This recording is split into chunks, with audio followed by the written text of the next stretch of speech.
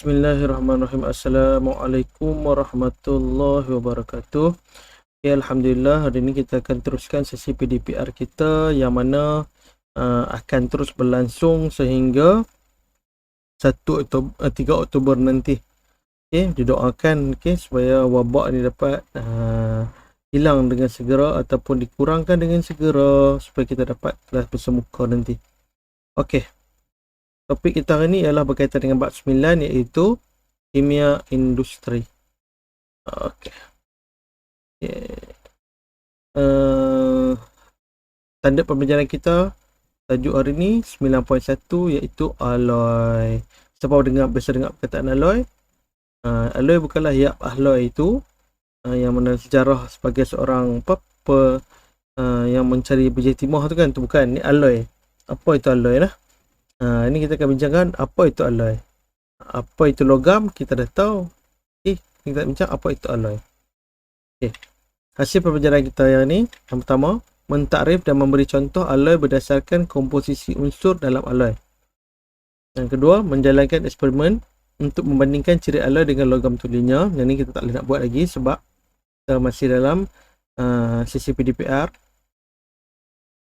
Dan 9.1.3 mewajarkan kegunaan alloy dalam kehidupan seharian. So, ada 3 hasil pembelajaran yang akan dibincangkan hari ini. Baik, tapi pada alloy. Kita tengok sini gambar rajah kat sini. Ada gambar periuk, periuk kukui. Ada alat hiasan-hiasan ataupun hadiah. Ada pingat. Ada gambar terbang. Apa berkaitan dengan alloy ni? Kita tengok alloy itu apa.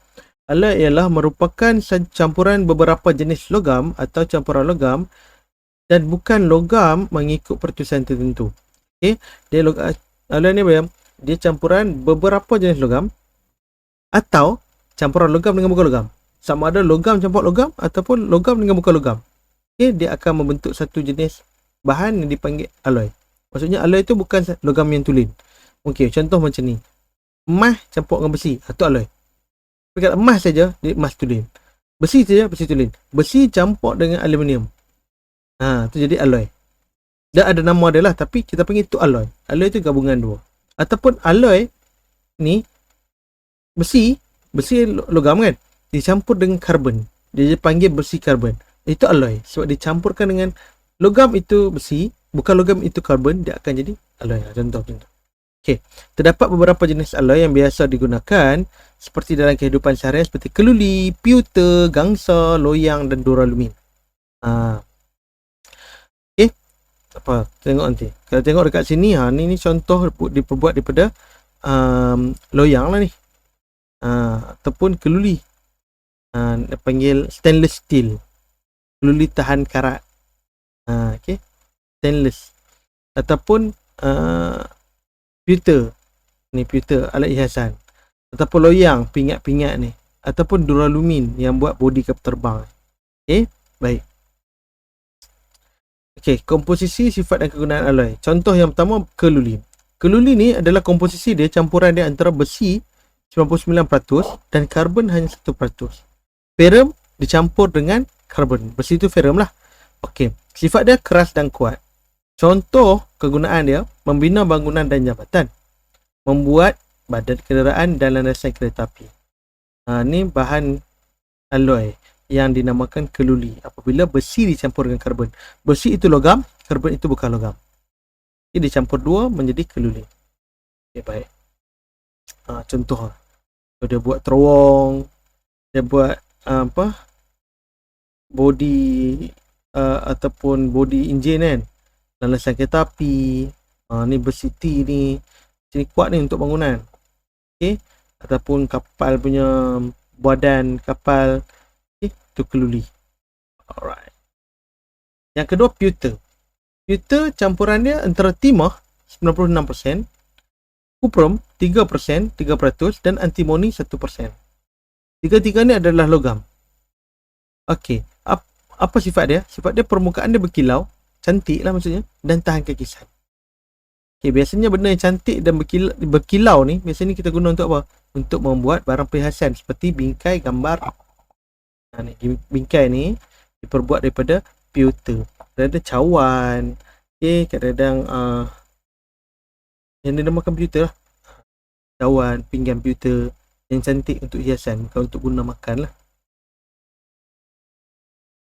Okey, tengok dia dia dia berkilat juga, tapi dia warna tidaklah semenarik loyang. Dia maksud dia tidak memantul sangat, tapi dia macam ada macam dal-dal sikit, maksudnya dia macam pucat-pucat sikit, tapi pucat dia pun pucat yang berkilat.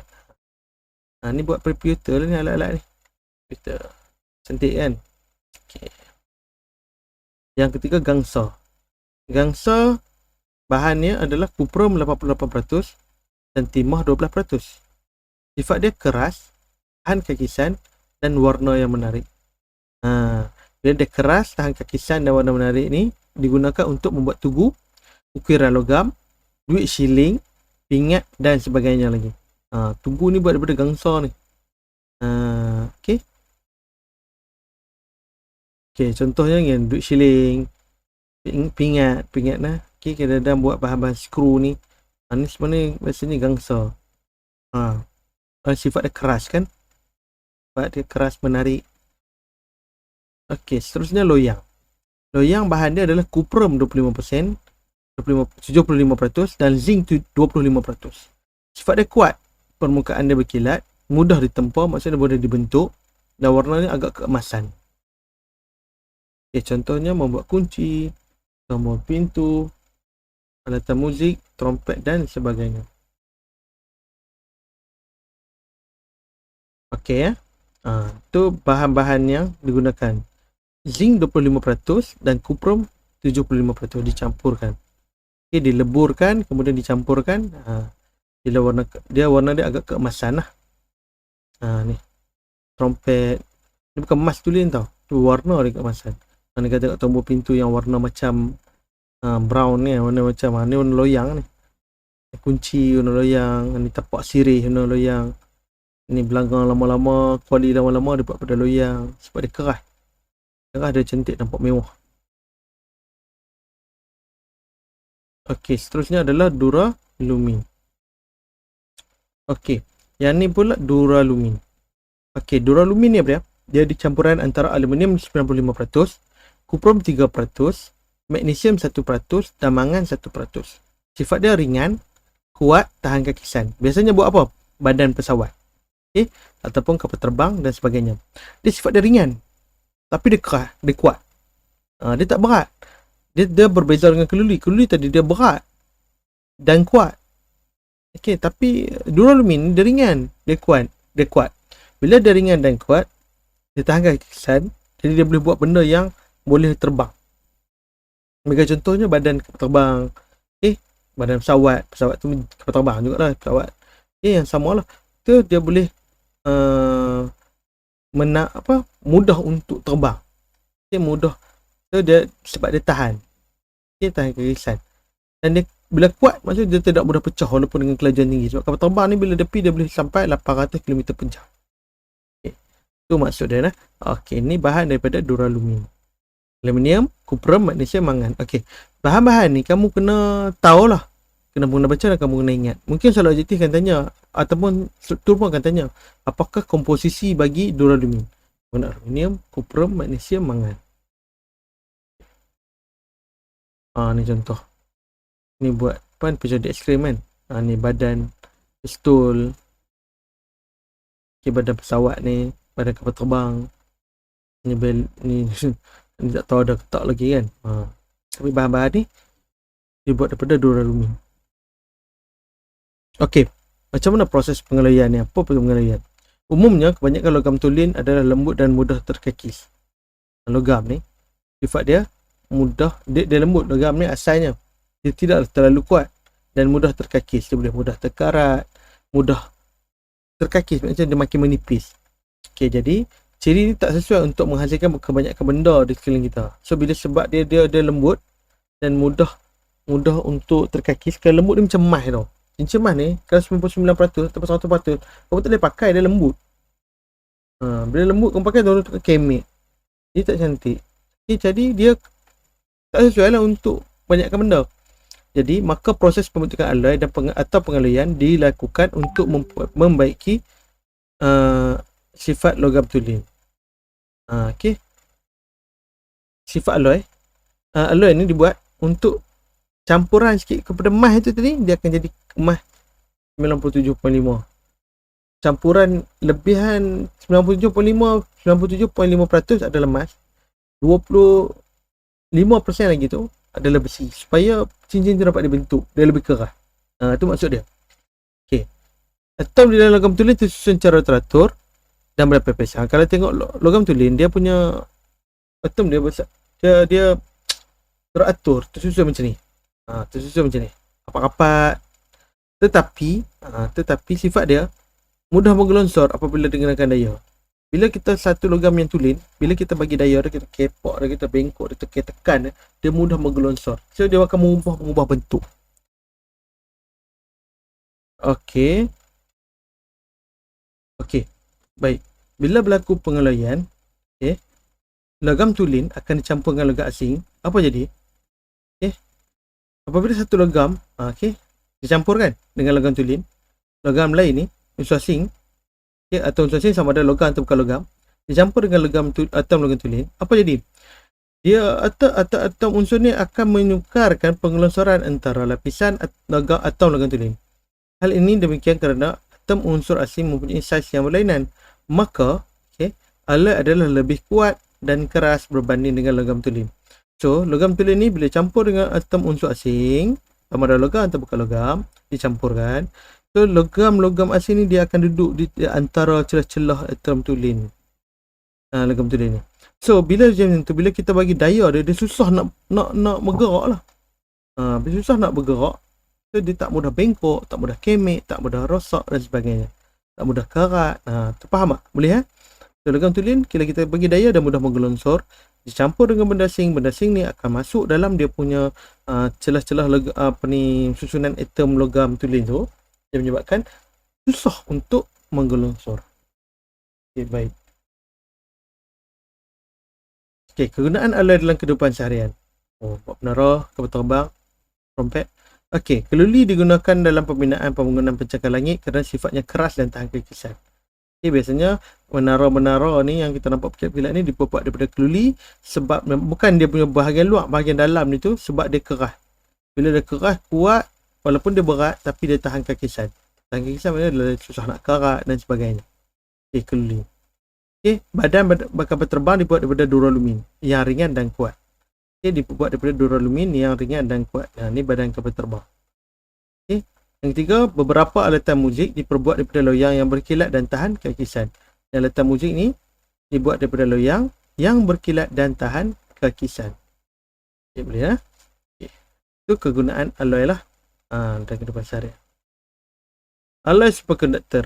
Ni yang pelik sikit. Superkonduktor. Terdapat beberapa jenis unsur logam dan bukan logam yang menunjukkan sifat superkonduktor pada suhu yang rendah dan dicampurkan untuk membuat alloy superkonduktor. Dia sifat superkonduktor ni daripada suhu dia rendah, dicampurkan untuk membuat alloy superkonduktor. Dia campur antara logam dengan bukan logam. Menyebabkan superkonduktor. Superkonduktor ni maksudnya dia boleh mengalirkan elektrik dengan sangat baik. Superkonduktor adalah bahan yang boleh mengalirkan arus elektrik pada kecekapan tinggi tanpa rintangan. Bahan ni dia boleh mengalirkan elektrik dengan bagus, sangat bagus, dengan sangat cekap, tak ada rintangan. Kalau ada pun sikit. Superkonduktor juga berupaya untuk menolak medan magnet dan menyebabkan bahan superkonduktor terapung apabila diletakkan di atas magnet. Bahan superkonduktor ni dia boleh boleh menggerakkan, menolak medan magnet. Dia menyebabkan bahan superkonduktor terapung. Dia macam ni. Bila kita naik ni tampil maglef ni, bila dia nak bergerak, dia tak ada geseran tau, tapi dia guna medan magnet. Siapa yang menyebabkan tu? Dia ada bahan superkonduktor dekat landasan ni. Dia akan, bila kereta api ni bergerak, dia dah tak ada geseran. Dia macam seolah-olah terapung di atas landasan. Sebab Sebab apa? Dia adalah bahan superkonduktor. Bila kena saja elektrik dia, bagi tenaga elektrik, dia akan menolak bahan magnet-magnet yang ada dekat litar ni, menyebabkan kereta api tu akan terapung dan bergerak dengan laju. Sebab apa? Sebab tak ada geseran berbanding kereta api yang ada tayar kan. Okey. Alat ni dipanggil alat MRI untuk cek kita kalau ada ketumbuhan ataupun apa-apa masalah dalam kita punya tengkorak, rongga-rongga badan kita. Terutama bahagian tengkorak lah. Dia nak tengok ada apa-apa bahagian kita punya ada kanser ke apa ya? Sebab dia bahan superkonduktor. Okey, alat superkonduktor. Alat superkonduktor digunakan dalam pembuatan landasan kereta api berkuasa tinggi supaya kereta api dapat bergerak secara terapung. Kisah tadi kan dapat mengelakkan geseran antara landasan dengan badan kereta api. Okey, sebab sini dia ada magnet. Landasan ni dia ada bahan superkonduktor. Okey, dia menyebabkan dia boleh menolak kereta api tu bergerak dengan laju dan terapung. Dia terapung, geseran tak ada. So sangat laju tapi berapa kilometer sejam? 1000 kilometer per jam. Laju. Tapi KL patah balik tak sampai sejam. Hal ini membolehkan kereta api bergerak dengan sangat laju. Okey, lagi satu tempat. Okey, alloy superkonduktor seperti neobium titanium atau neobium timah digunakan dalam pembuatan mesin pengimejan resonan magnetik MRI untuk pengimejan perubatan. Biasanya nak cek kanser tadi saya katakan, masuk dalam mesin ni, dia akan alirkan elektrik pada bahan superkonduktor. Dia akan menolak medan magnet. So medan magnet ni akan memantulkan apa maklumat yang ada dalam bahagian badan yang bermasalah, kanser ke dan sebagainya lah, berkaitan dengan penyakit. Itu penggunaan alloy, komposisi alloy dan alat superkonduktor kita dah bincang ni. Bezanya alloy dengan alat superkonduktor ni bahan yang boleh mengalirkan elektrik dengan rintangan yang tinggi. Dengan kecekapan tinggi dan kerintangan yang tiada ataupun sedikit. Itu superkonduktor. Maksudnya alloy ni bahan campuran antara logam dengan bukan logam yang superkonduktor. Itu alloy superkonduktor. Alloy saja bahan bukan logam dengan ataupun bukan logam ataupun logam dengan logam, dua jenis atau lebih dicampurkan untuk membentuk satu alloy yang baru. Okey. Ada banyak kegunaan, sama ada untuk kuat, untuk cantik, untuk berkilat dan sebagainya. So itu saja perbincangan kita hari ini, insya-Allah. Okey, nanti kita akan sambung lagi sesi PDPA seterusnya untuk hasil pembelajaran yang seterusnya lah. Okey, ada apa-apa pertanyaan kita akan bincang dalam grup. Okey, dan muka surat latihanmu saya akan bagi selepas ni, insya-Allah. Baik, jumpa lagi. Assalamualaikum warahmatullahi wabarakatuh.